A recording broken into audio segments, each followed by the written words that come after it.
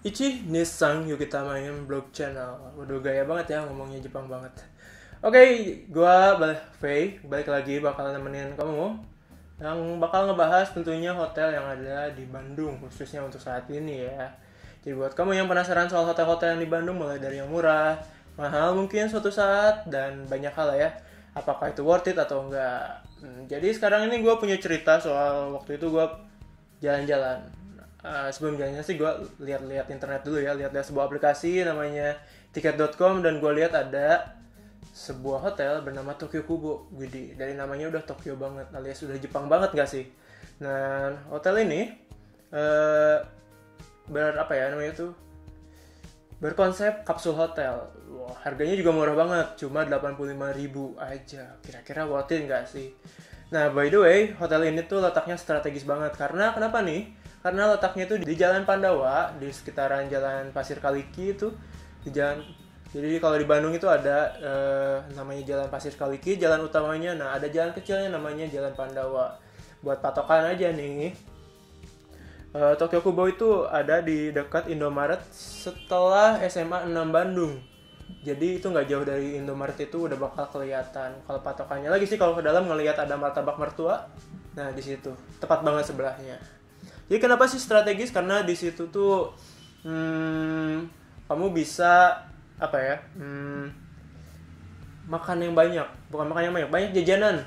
Jadi di situ tuh banyak banget jajanan, pusat perbelanjaan, enak kemana-mana, angkutan umum banyak, dan yang lebih penting lagi itu dekat banget sama stasiun kota Bandung. Jadi untuk kamu turis nih, misalkan dari Jakarta, dari Semarang, Surabaya atau kota-kota lain yang ada mungkin lewat stasiun yang ada di Bandung, nah itu langsung keluar dekat banget dari situ. Belum lagi sekarang lagi zamannya ojek online juga, nah udah bakal kebantu banget, dan juga mungkin tarifnya mungkin lebih murah kali ya. Jadi ketika gue kesana itu, impression gue itu adalah keren sih. Konsepnya sih sederhana untuk dari depan, kayak semacam hotel kayak bagian dari ruko gitu, cuma ada tulisan Tokyo Kubo yang besar banget. Terus juga parkirannya cukup luas, buat mobil bisa dan buat motor bisa. Jadi untuk kamu yang bawa kendaraan juga aman, buat orang kota Bandung yang ilangin penat ketika kerjaan dan butuh tempat nginep. Nah itu cocok banget. Jadi waktu itu gue pesen di sekitaran hari Minggu ya. Jadi hari Minggu ke hari Senin itu harganya sekitar 85.000 aja. Belum lagi nih ya. Jadi ketika masuk juga di bagian resepsionisnya itu udah keren banget. Oh ya, untuk awal nih ya. Untuk awal, kamu tuh perlu banget yang namanya deposit 100.000 sebagai jaminan ya, selain nyerahin apa istilahnya kartu pengenal, tanda pengenal, bisa itu SIM, KTP dan sejenisnya atau paspor misalkan kamu orang luar negeri. Nah, si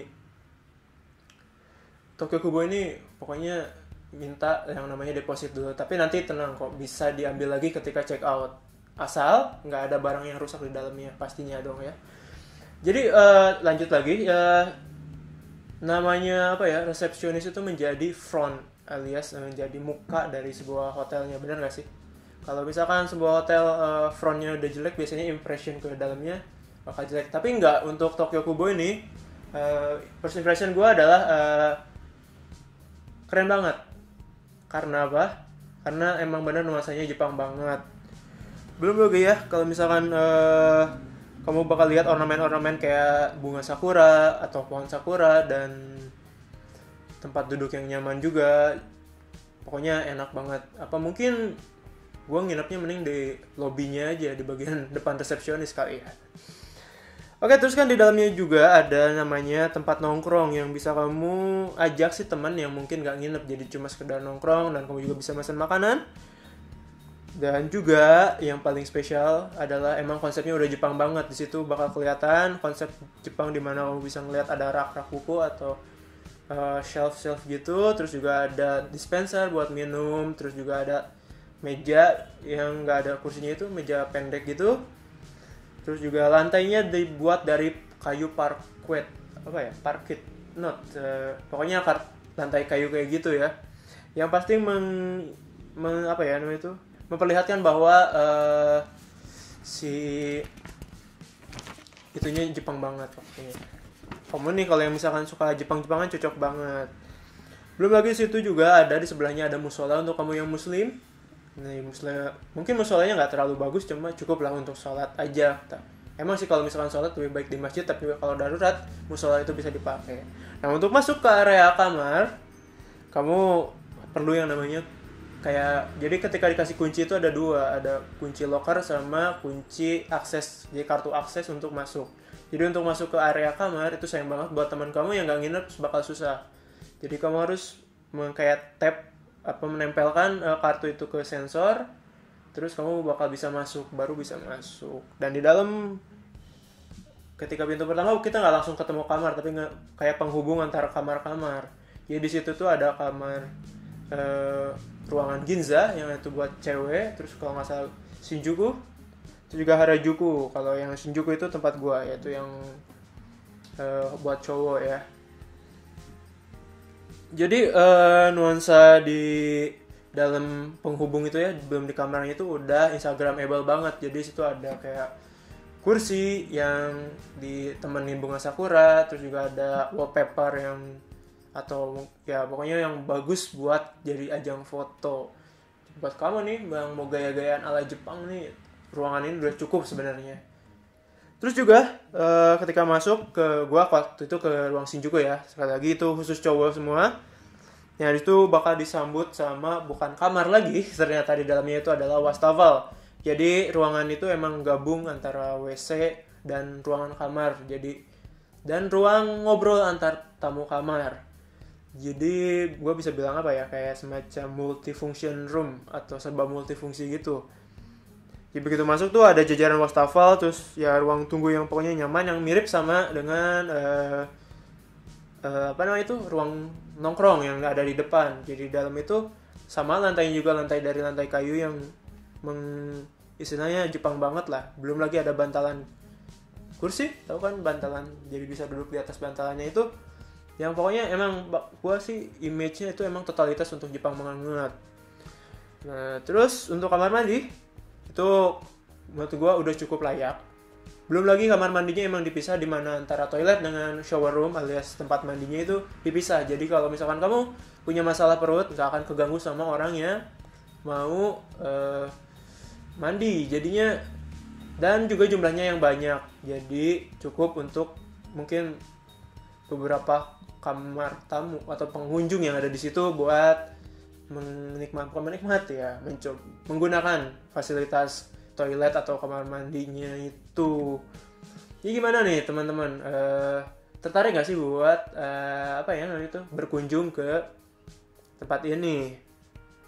Oke, yang pastinya yang paling ditunggu nih setelah ini adalah bagian kamarnya. Jadi kamarnya itu gimana? Jadi first impression gue adalah kamarnya itu cukup rapi. Memang nggak wah sih, tapi cukup rapi. Jadi kayak semacam ciri khas kapsul hotelnya yang mana tempat tidurnya itu adalah bertingkat. Ya udah gitu aja, nggak terlalu istimewa, cuma yang kerennya adalah bersih, AC nyaman, dan tentunya difasilitasi oleh tirai. Jadi kalau misalkan kamu nggak mau terganggu, ini bisa jadi pilihan kamu.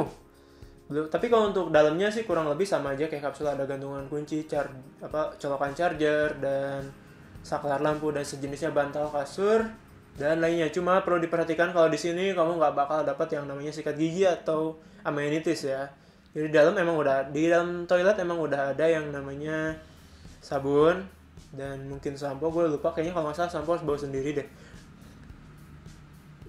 Jadi kurang lebih sih itu yang perlu diperhatikan. Jadi untuk kamu bawa aja, mungkin selain handuk sih ada aja. Jadi yang pasti bawa pasta gigi aja sih. Seingat gue sih gitu ya.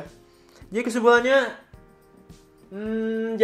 menurut gue hotel ini adalah worth it banget untuk harga 85.000 ya saat Minggu ke Senin. Gue nggak tahu kalau misalkan weekend pasti lebih mahal juga. Cuma untuk harga 85.000, menurut gue ini levelnya tuh udah kayak, gue bisa rating 5/5 deh, hampir sempurna. Ini bukan berdasarkan hotel ini bagus gimana, tapi kayak semacam perbandingan harga dengan perbandingan antara harga dengan apa yang dikasih, apa yang kita dapat itu sesuai. Jadi lu dapat segitu dengan harga 85.000 itu worth it banget. Dapat wilayah atau lokasi yang strategis, jadi gampang kemana-mana, nggak usah ribet nyari makan, nggak usah mesen GoFood, dan banyak lagi juga kayak Indomaret dan sejenisnya itu kan gampang banget. Jadi menurut gue enak dengan harga segitu, kamu bisa dapetin banyak hal dengan harga segitu. Jadi kurang lebih dari gue sih gitu aja. Jadi stay tune aja di channel ini, karena gue akan nyoba beberapa hotel lagi di kota Bandung yang mungkin jadi pertimbangan kamu kalau misalkan kamu cari di internet apakah itu worth it atau enggak. Oke, see you next, bye bye.